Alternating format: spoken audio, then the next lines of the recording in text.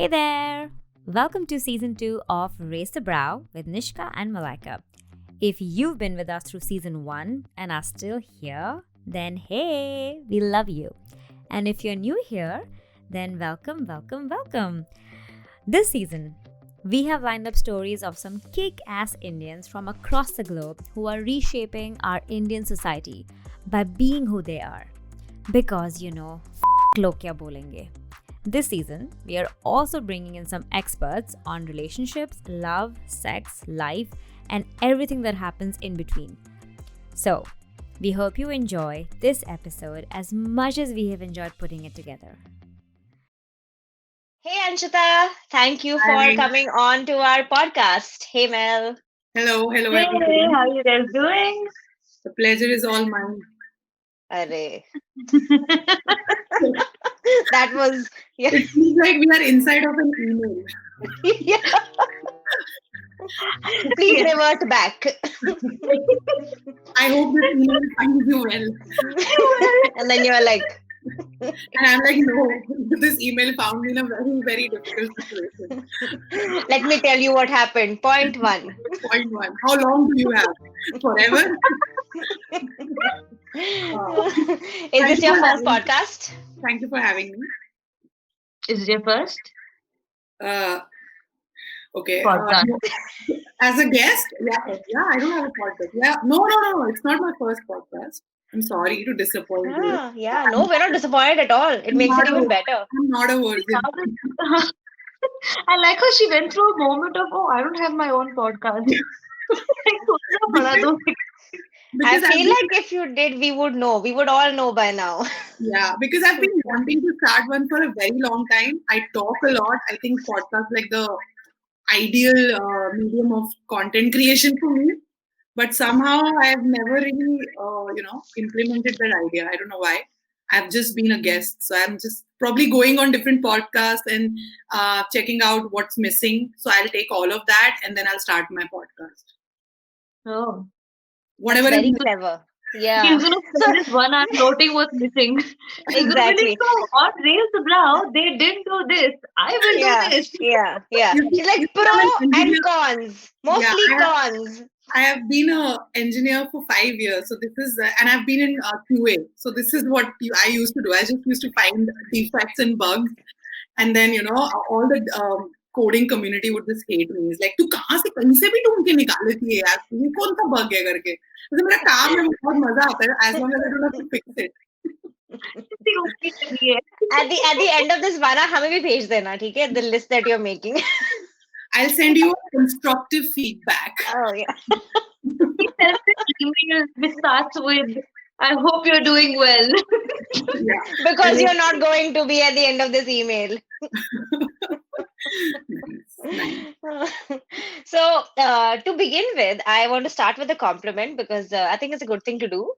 It is from Malaika. Oh, okay. I'm joking. Lift all.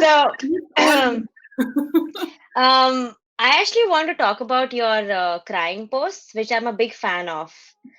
And I think I said this earlier as well. As somebody who's a very avid crier, when I saw your posts of crying, I was like, I'm really enjoying. This is amazing. This is like, it makes you feel good that somebody else is like absolutely okay with crying and posting it. मैंने तो कभी सोचा भी नहीं था that you can do something like that. Were you laughing while you were looking at my crying picture, smiling? Yeah. Then the job is well done, I think. Yeah. So, मतलब ये सही है मैं हंसाती भी हूँ, मतलब रो भी रही हूँ तो भी लोग हंस रहे हैं, मतलब इससे बेटर क्या हो सकता है comedian के? Like, that's how you know that you were born to do this. This is one of those things. I am an avid crier myself, Nishka. So pleased to meet you. Yes, I love crying. I think crying should be declared like there should be a public holiday. I feel like there should be a public holiday dedicated to just crying. Like everybody should just cry. Yeah. That makes sense. Yeah. But I agree with that actually. I'm very into it. I'm like, you know what? This is awesome. This is very healthy. I want to cry. Like, otherwise it's like a family joke. My mom sometimes she's talking to me and she's like, "Oh, you seem kind of, frustrated and snappy. Have you not had your cry for the week?" This is literally what my mom says to me. And then my partner from the back is like, "No, no, no, she cried yesterday." I'm like, Size and unnatural amount for someone so tiny. तो size से क्या मतलब relationship क्या है? यार सही आंसू मतलब ऐसी चीज है ना कि it's a gift that keeps giving. It's kind of like खत्म ही नहीं होते मतलब. Sometimes I'm crying and I'm like, बस कर पागलों कितना रोई. And then and then it's just not stopping. It's like, okay, fine, go for it. निकाल में जा रहा है. And then I'm like, बस यार, this is too much. But then I don't know. It just stops. Hey, when you're feeling it, man, and then it's done, and you're like, oh, suddenly I'm like out of it, and you feel so good, na? The post-cry feels are like best. Second best. I think first is the orgasm. I think, and second is like oh yeah, 100%, yeah. So, Anshita, how did you get into being a performance artist? Yeah. I think it all started when I moved to Germany. I started working as a tour guide, and I started doing public speaking, and I was like with a bunch of international people coming on my tours, and the idea was to, of course, talk about the history and the culture, art, etc. here in the city, Cologne, in Germany, where I live. But of course, you had to make it entertaining, you had to make it funny, you had to make it engaging. So it kind of naturally, I think I was always good at communication, so talking to people, and I can talk to any person. I can sit down with anyone and talk for hours. So that started from there, but then naturally my tours were becoming very funny and more in the format of storytelling, and that kind of gave me the confidence to probably go up on the stage and then also be in front of the camera. And so it started from being a tour guide. Then I started my YouTube channel. I started making comedy videos, mostly sketches. And then from there, I came across stand-up comedy, and the rest is history. Yeah. So that's how it happened. Very in steps, I would say. Yeah. And so while you were actually pursuing this, what were you doing on the side? Like, how many side hustles are we talking? A lot of them. So, like I said before, I did my engineering from Pune in India, and then I worked in IT for about 5 years. And then when I was moving here, I quit IT because I wanted to take a little break. I was working for 5 years non-stop. And then I was in a new country, so I wanted to learn the language and get to know the culture, and that's how the tour thing happened. Like, I just went on a free walking tour myself to know more about the city, and I just fell in love with the format. And I was like, I want to do this. And in the beginning, it was just just for fun. I never knew that I could be a good tour guide, or what it is really to be a tour guide and all of that. It was just fun. And then I started doing that. But then I think within a year of living in Germany, I realized that being a tour guide is definitely, it's good for a pocket money kind of income, but I really need to find some more work. And now at this point, I did not want to go back to IT at all, because I'm done with it. So I started to understand, and because I already started my YouTube channel, so I was already doing a lot of social media promotion for my videos, and so I was like, maybe I should look for some kind of writing work with respect to social media. So yeah, I started working as a content writer with one of the companies here, and then it was like being a tour guide. I was making videos, then I was doing this content writing job. And then I also started working as a MC, doing hosting the cultural fest here. So I was working with some of the groups, like dance groups from India. So there are always Bollywood or Indian food festivals, Bollywood festivals. So I became I was working as a host, hosting these events. And then it reached a point where I realized, because one of the best things, or one of the privileges, which is contrary to the popular opinion, is that there is no classism in the work we do here in Europe, at least. So there was no, there was no inhibition in my mind. Oh, I've done engineering, so I should not be doing this kind of a job because यहाँ पे I can use Hindi also in between, right? Yeah. Okay, मुझे लगा पता नहीं audience. नहीं यार. हाँ तो जैसे मतलब यहाँ पे तुम प्लम्बर हो, इंजीनियर हो, आर्टिस्ट हो, yeah, of course there is a difference between the perks and everything, but minimum wage जिसको आप बोल सकते हो, basic जो income होती है, it's pretty much the same. So there's not a big difference. So that was very new to me. I was like, what? And I am that kind of person. I was like, when I was back in Pune, I remember I had to switch between two of my IT jobs, and in between there was a period of 7 months of joblessness, and it was a really hard time. Like looking back, I can only see jokes now, but back then it was like the end of the world for me. Yeah. And I used to live in this area called Aund in Pune. And in that area, in my building just at the front, there was a CCD. तो वो CCD में मैं बाहर निकली और मैंने देखा उन्होंने लिखा था कि we are looking for baristas. तो मेरे को लगा यार ये तो घर के बाहर है और मैं कुछ नहीं कर रही हूँ, right? And I'm just jobless. I'm just looking for jobs. तो and why should I learn how to make coffee? तो मैं गई, मैंने अप्लाई कर दिया वहाँ पे और उन्होंने बोला हाँ आ जाओ. मैं तो यहीं पे रहती हूँ, मतलब पीछे. And I did that, and then when I told my family, they were like, "Are you fucking out of your mind? To waiter banegi, to coffee, staff coffee." And I have to be honest, at that time, even I was like, "Oh fuck, what am I doing? Like, I'm an engineer. And it wasn't paying a lot, but it was still like some kind of work, some new skill that I could have learned, and it was still some money instead of just sitting at home all day." Yeah. And तब से ना, I was like. It stayed with me. And it was like I just made it in my mind. At that time, I knew that my boyfriend then, he was here in Germany. So I knew that eventually we may get married and I have to move here. So I was like, मैंने से list बना के रखी थी क्या चीजें करनी है मुझे. So so last in 2019, I worked at a sushi restaurant, and I just made 500 rolls of sushi. I worked in the kitchen. And I was so happy. And my parents were like, you have a very weird career progression. Like, what if you have a list of weird things that I don't know. I think that experience taught me a lot. And I feel like every person should, for at least for once, should work in service industries. Every person. It teaches you so much. ये जो entitlement लेके लोग घूमते हैं ना India में, classicism जो है, it's a very difficult industry. And it just I think I'm also guilty of sometimes, maybe few years ago I was not as open-minded as I'm right now. Maybe some very subtle classism within us, which we do, and we don't realize it until you really go and work. So it taught me so much, and so I did that as well.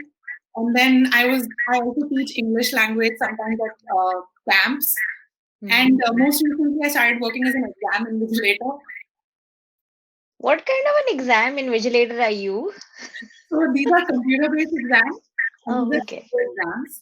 And it's like, it happens like once in 3 months, this job. It's a weekly job, but it's like 11 hours a day. It pays really well. You need to have of course, the computer software knowledge, the software we are using for these exams, and technical expertise. And these are in English, which plays in my favor because otherwise there's a lot of language barrier in Germany to get jobs in English. So, because I've had the technical background, plus I know English, plus it's in the city that I live. So I got that job, and I just have to sit for 11 hours and just intimidate the candidates and just look at them. Yeah. Just give dirty looks and you're like, I'm watching you. Yeah, it's like I sit down, collect material, and then stand up. It's kind of like that. But yeah, it's really funny to me that this is of all the jobs that I do, this is the one that pays the most, and I just have to sit it. That's what I have a question about. कि अब तो हम सब बोल सकते कि now you are comfortable with it, now you're doing it. It's been about 4 years that you've been doing it. But how long does it get to reach a point where you say that I'm a professional stand-up comedian? It's not something that's a side gig. And You know what you just said कि आज मैं रात को जाकर रोने नहीं वाली हूँ in my pillow कि यार कोई हंसा नहीं आज मेरे ऊपर and all that. How long does it take to get there and what does it take to get there to say yes, I am a comedian? A lot of sweat, blood, and ironically tears. As a comedian, Always I think tears. I think it's different for everyone. I would say because stand-up is not a career to start your professional life with. It's a career that you pursue over time. So you need to have a side thing. You need to have a day job because you build your material over time. And depending on whether you belong to an elite family or you belong to a middle class family or you come from a different, like a very low social economic background, yeah, you'll have to do work that pays your bills, and then whatever time you find, maybe you spend that on doing stand up. And for stand up comedy, the backbone is open mics. No matter how big of a comedian you are, big, small, new, experienced, like you have to do open mics. Open mics is basically where you test your material. And there's like a very universal thing, unsaid thing about open mics. Like everybody who goes to an open mic gets the equal amount of time. Yes, maybe sometimes there are some curated mics where the last performer would be the headliner, so they would get like 8 minutes. But on an average, I would say most open mics, the spot you get is 4 to 6 minutes. So you can, whatever you write, you have to time yourself to 4 minutes. So I can write an hour of material, but I can only try 4 minutes at one time. So, you can't even write like, and it depends what kind of a comedian are you. Like if you're a storytelling comedian, it's even more difficult because how do you tell a story in 4 minutes, right? But if you're anecdotal or if you're just like one-liner or you deadpan, then yeah, 4 minutes is a lot of time on stage. It feels like, okay, the 4 minute here, but when you go up on stage, 4 minutes is a very long time to be on stage. Especially when your jokes are not working, you're like, "Sab khatam ho gaya, abhi sirf 2.5 minutes hue." So I think, so now you can do the math, right? For example, to give you an idea, if you're a part-time, like if you're doing a day job and you are only able to do, let's say, 2 or 3 open mics in a week, and you only get like 5 minutes each open mic, and like it varies from comedian to comedian, but on an average, I think every comedian tries a joke at least 5 to 6 times. So 5 different open mics before it becomes a joke. So it takes almost a year to sometimes write 20 minutes of material. And it took me 3 years to write my 1 hour with all the part-time jobs, with all the hustle. So my first 1 hour was in Hindi English from like India. It's called Thoda Bahut. And it took me almost 3 years. And the English 1 hour that I'm in process of writing, I would say I have 40 minutes. But when I try to refine it, it will come down to 20 minutes, I think. Because a lot of this has to be removed because, when you write an hour, it has to be like 80% funny. And then you can add 20% fluff. So depending on what is your background, where you come from, how much you have to hustle to pay your bills, it can vary. If you're a full-time comedian and you have a artist management agency, you can write an hour in 2 to 3 months. But yeah, for the same person like me, it can take 2 years. Because I use and I know you did Queens of Comedy as well. But do you think comedy is therefore changing at least a little bit? Because I love stand-up comedy and I've been following it for almost about 8-9 years. And to now see comedians who, and even Nishka has, to see comedians who we've been listening to for so long now actually have limelight. So is that change at least a little bit gratifying today to see that change happen now? Yes, it's a slow change, it's slowly getting there, and at least now we have Amazon specials which are happening, and some of them have actually broken into Netflix as well, but that does make a difference, right? So is comedy then at least being a little more acceptable in India? Yes, we have a comedian in jail right now, so I think it's going really well. I mean, you have to understand, right? if a comedian is in jail, like that means that we are reaching that place where we matter, I think, right? What we say really makes a difference, I think, and speaks truth to the power. So I would say I'm looking at it from a different lens. No, I'm actually very angry about it, and I would digress from it later. But to answer your question, yes, definitely. And I think what you said, like, you've been watching it for 8-9 years. This is actually how old stand-up comedy in India is. It's like 10 to 12 years old. And it's become mainstream now with, of course, Amazon and OTT platforms. And then there are some of the companies like OML and artist management companies who have a monopoly in this field. But now there are also very small event-based companies who are coming up and who are like hiring stand-up comedians for corporate shows and all of that. So since India is a developing economy, I think events again is a very important part. So yeah, definitely this is growing. This will only grow. This will only get better.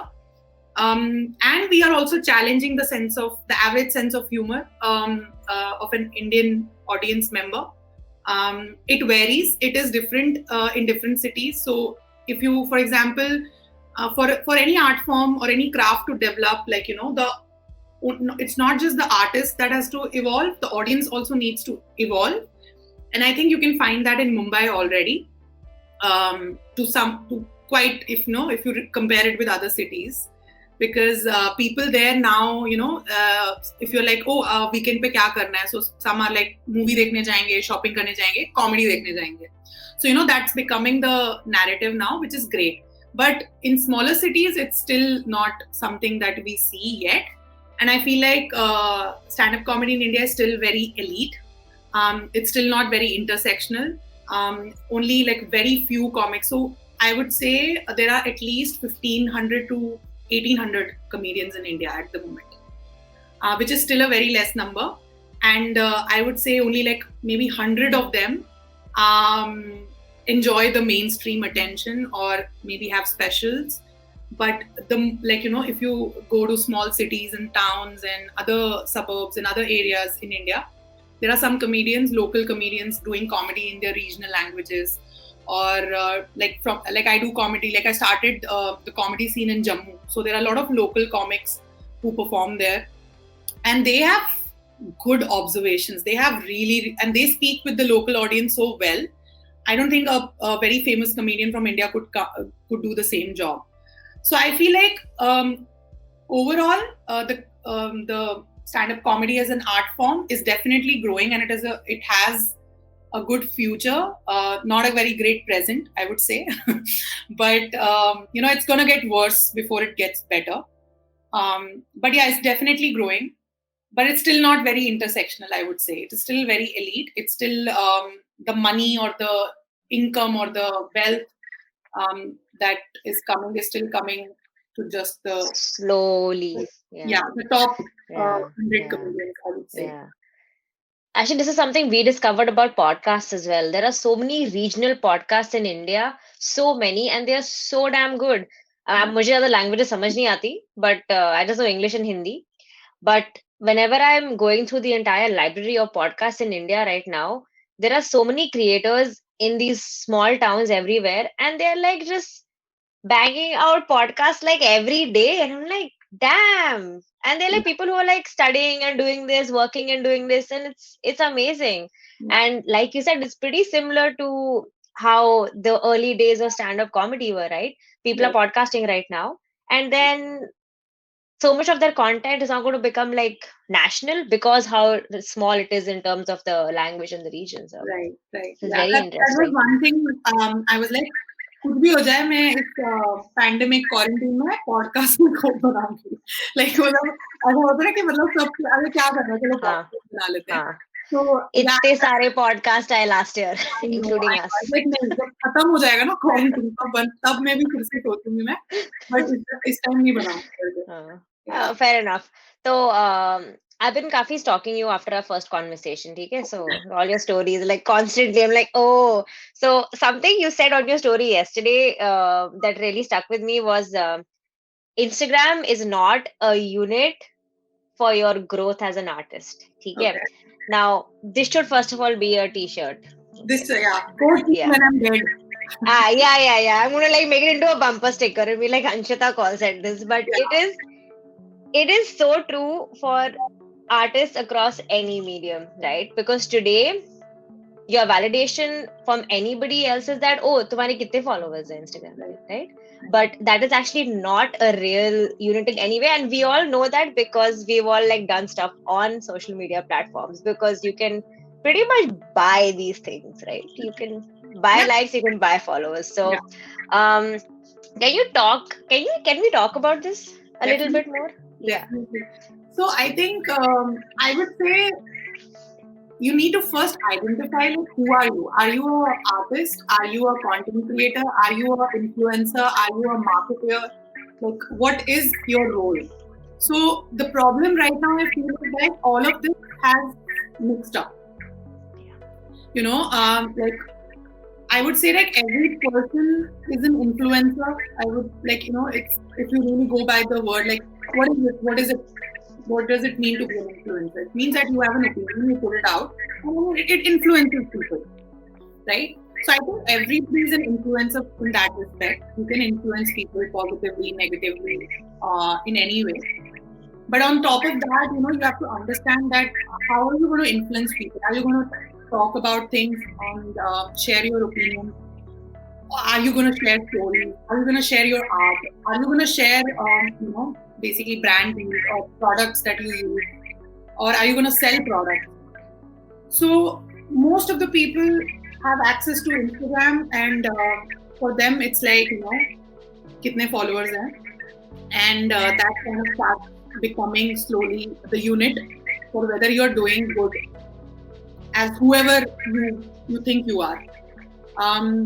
So that idea I find very problematic, because there are so many wonderful artists who don't have the same following, and then they have this huge self-doubt, and it affects them. It impacts, and sometimes you don't even know how it impacts you, but you start basically questioning yourself more, and you start you stop actively creating, and you only create for validation. Like you only create to get instant validation, and then you get into that loop, because now you know validation ki aadat ho gayi, to milna chahiye na. It's like a drug, right? And I'm also guilty of it. I'm not saying that I karti hu, but wo ek ho jata hai.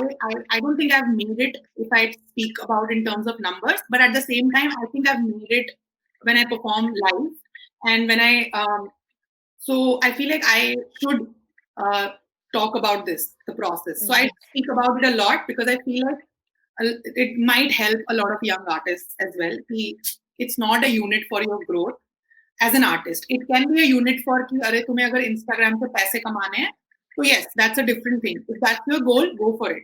But if you're thinking कि मैं अच्छा artist हूँ कि नहीं हूँ, depending on तुम्हें कितने likes आते हैं, views आते हैं, then I'm sorry, but that's bullshit. That's not cool. Yeah, I think in a way it is exactly that. It's like defining that goal of why you're creating and why you're an artist. And then also more importantly, figuring out what actually gives you validation, because we all want validation in one way or the other, right? It's not wrong to want it. No, it's not. But it's about, we are humans in the end. So it's just that finding that one thing that actually gives you validation, being like, okay, this is what defines my validation, and not something else which actually hurts my mental health, because that's a very big problem itself, right? Like we were talking earlier about how that comes in the way of your creation, because you feel like, oh, nobody's liking it, nobody's engaging. But the thing is that the number of people engaging versus how many you want to engage it's something that social media has created for you, that idea and the construct. So true. I think whenever I feel this, like whenever I create something and it doesn't get the amount of views I want, and I feel bad about it, and I feel like jo validation nahi mila, trust nahi mila. So I've made this rule for myself. I don't know if it will help anyone or not, but I try to then call up people in my close circle who are so used to me cracking jokes all the time. I think that's the toughest crowd for me. Right? मेरे को बहुत validation मिलता है जब मैं अपने नाना नानी को हंसाती हूँ, because I feel like उनकी mind और जैसे आज सुबह it's very funny, like you know, it's very hilarious. I didn't put that video on Instagram because it's about suicide, okay? And I thought it's a very sensitive subject, but my Nana ji was ranting that how he wants to kill himself, okay? It was very hilarious because my Nani is unwell and he has to take care of her, and he was just frustrated. And he said, मेरा मन करता है मैं तवी में जाके तवी के तालाब में जाके छलांग मार दूं, बट वहाँ पानी ही नहीं है. And I just laughed, ठीक है. And then he's like, अब मैं सोच रहा हूँ मैं माउंट एवरेस्ट जाऊंगा, वहां से छलांग मारूंगा. तो मैंने कि अब माउंट एवरेस्ट तो जाना आपको, बोलते कि वहां से मारूंगा तो मतलब कंफर्म जाऊंगा, राइट? Confirmed. मैंने बोला आपने अपनी उम्र देखी, थोड़ी उम्र का लिहाज करो, माउंट एवरेस्ट चढ़ भी पाओगे पहले. So he started laughing. Okay? He was like, वो तो मैंने सोचा ही नहीं. Yeah. So, and you said there are different types of comedians. So you can be a storyteller, deadpan, and everything else. So my belief is that as a performance artist, as a comic, you also have to be, apart from being very observant of like everything. Yeah. What else do you have to be? Like, what other life skills do you need to have? Right? You can't just be this. Like, you can't just wake up one day and be like, "हाँ, आज मैं ये लिखने वाली हूँ and I'm going to be like a comic just because I have good observations." So what else goes into it? I think being a comedian means being not a comedian means अपनी नाक को ऐसे पकड़ना. Being a comedian means ऐसे पकड़ने की कोशिश करना. So you know, to give you a very simple example, like lip balm. Okay, so lip balm का काम क्या है? Lip balm, right? But lip balm और क्या कर सकता है?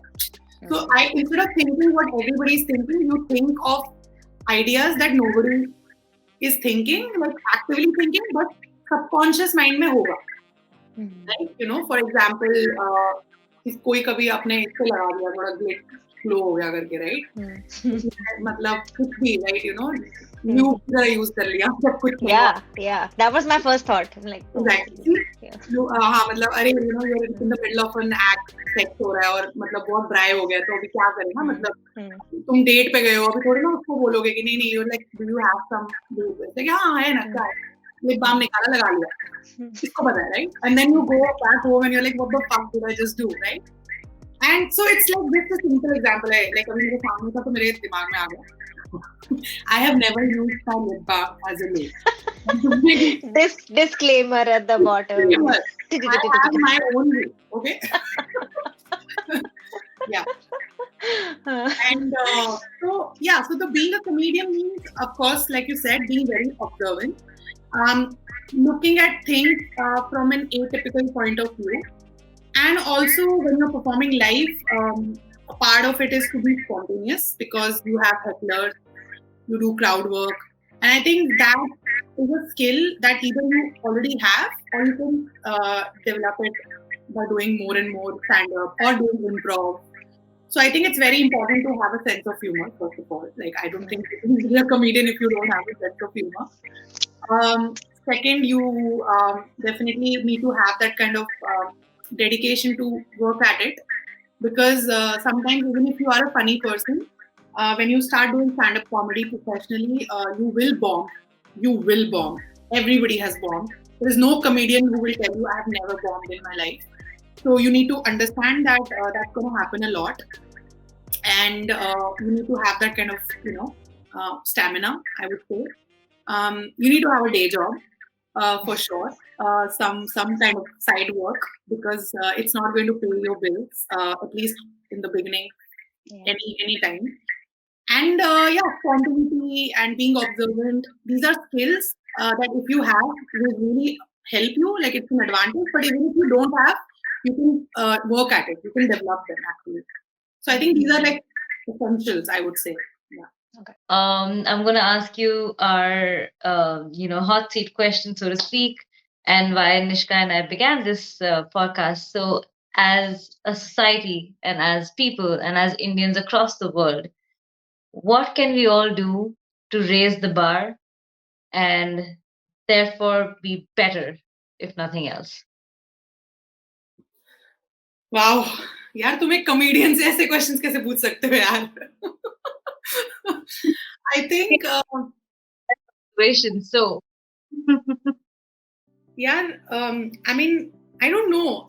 My only goal, honestly, is to be just less of an asshole every day, because I think we all have that in ourselves, and nobody's perfect, and we are all learning, unlearning.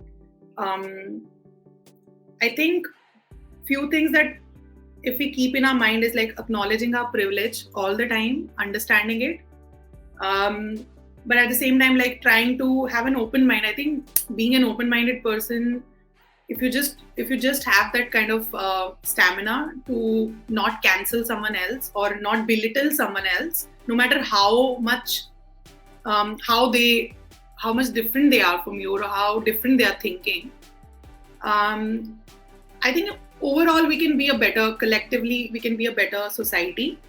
So I think most of the people who live outside of India as Indians, or even in India, who have had the opportunity to educate themselves or travel and experience different things, इतनी responsibility तो सबकी बनती है to morally अपने आप को check करते रहो, like question everything, including yourself, at least once a month. बैठ जाओ, and I do that a lot, and yeah, you have to find out ways to do it in a healthy way. I think like you can't also be like very self-deprecating or hard on yourself or have the savior syndrome, which this survival guilt that I suffered with during the pandemic, कि मैं यहाँ पे हूँ safe और मेरे घर वाले बहुत ही जम्मू में कोरोना का एक बीच में बहुत ज़्यादा फट गया था, and I had this like I just couldn't sleep because I had the survivor's guilt. So yeah, you can't be also hard on yourself. So you have to find a very good balance of all these things. So I feel like acknowledge your privilege, question everything, and be open-minded. I think and stay hydrated. It's like a basic thing. You just threw that in there. I like that. Stay hydrated. You are a house. मैंने कहीं पढ़ा था ना. Basically, humans are like house plants with emotions. Yeah. This is the most fun I think we've had. Thank you. And we're going to talk some more. We're going to do a live session on, I think, something similar to what we were talking about right now. So yeah, let's do that soon. And yeah, I hope you have a super amazing weekend. And thank you for spending your Friday night with us. Thank you. The pleasure is all mine. Thank you for doing this podcast. I did not go through all of your work, but I did the one that I shared today about masturbation. I really liked it. So I just put my vibrator on charge. देखते मैंने सबसे पहले वही किया. You're welcome. Reminded you. इसलिए एक हफ्ते से मेरे दिमाग से निकल रहा था कि मुझे चार्जिंग पे डालना. Hey there! Thank you for tuning in to this week's episode of Raise the Brow. Follow the podcast on Instagram and YouTube. And hey, slide into our DMs because we would love to hear from you. Don't forget to share the podcast or this very episode with anyone who you think needs this in their life.